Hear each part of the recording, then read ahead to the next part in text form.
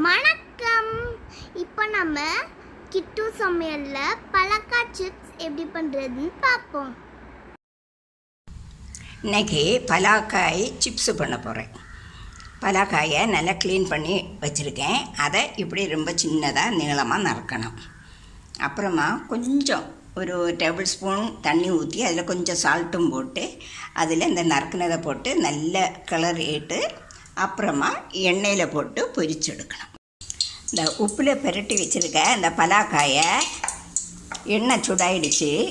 அதில் கொஞ்சம் கொஞ்சமாக சுட்டு போட்டு நல்லா வறுத்து எடுக்கணும்.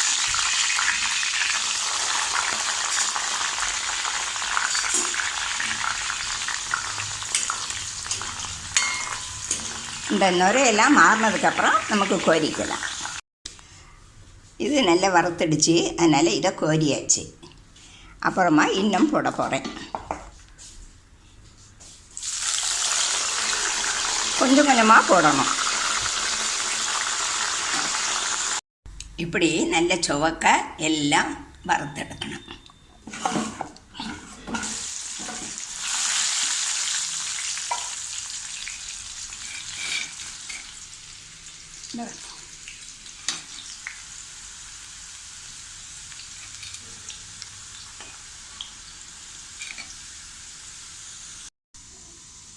பலாக்காய் வத்தல் சரியாயிடுச்சு.